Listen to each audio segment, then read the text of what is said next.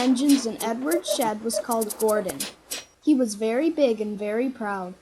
"You watch me this afternoon, little Edward," he boasted, "as I rush through with the express. That will be a splendid sight for you." Just then his driver pulled the lever. "Goodbye, little Edward," said Gordon, as he puffed away. "Look out for me this afternoon." Edward went off, too, to do some shunting. Edward liked shunting. It was fun playing with trucks. He would come up quietly and give them a pull. "Oh, oh, oh, oh, oh!" screamed the trucks. "Whatever is happening?" Then he would stop and the silly trucks would go bump into each other. "Oh, oh, oh, oh!" they cried again. Edward pushed them until they were running nicely, and when they weren't expecting it, he would stop. One of them would be sure to run onto another line. Edward played till there were no more trucks. Then he stopped to rest. Presently he heard a whistle. Gordon came puffing along, very slowly and very crossly. Instead of nice shining coaches, he was pulling a lot of very dirty coal trucks. "A goods train, a goods train, a goods train," he grumbled. "The shame of it, the shame of it, the shame of it." He went slowly through with the trucks clattering and banging behind him. Edward laughed and went to find some more trucks. Soon afterwards, a porter came and spoke to his driver. "Gordon can't get up the hill. Will you take Edward and push him, please?"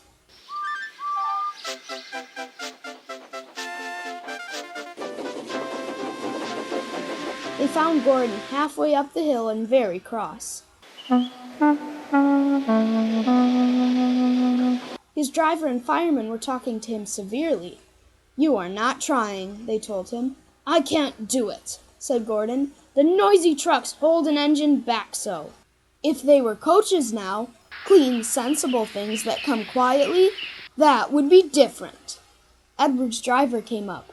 "We've come to push," he said. "No use at all," said Gordon.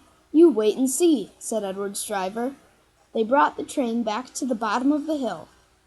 Edward came up behind the brake van, ready to push. "Beep, beep! I'm ready," said Edward. "Boop, boop! No good," grumbled Gordon. The guard blew his whistle and they pulled and pushed as hard as they could. "I can't do it, I can't do it, I can't do it," puffed Gordon. "I will do it, I will do it, I will do it," puffed Edward. "I can't do it, I will do it, I can't do it, I will do it, I can't do it, I will do it," they puffed together.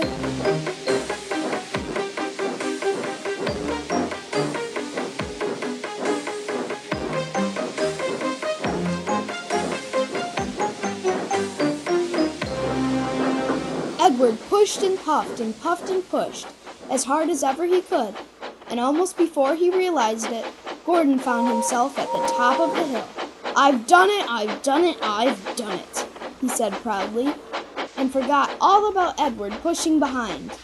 He didn't wait to say thank you, but ran on so fast that he passed 2 stations before his driver could make him stop.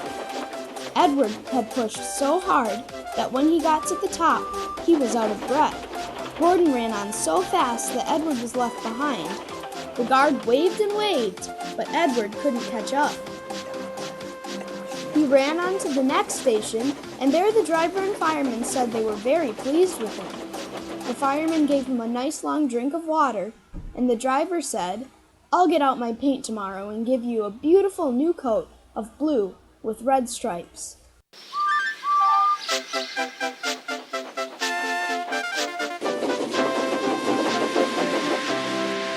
Then you'll be the smartest engine in the shed.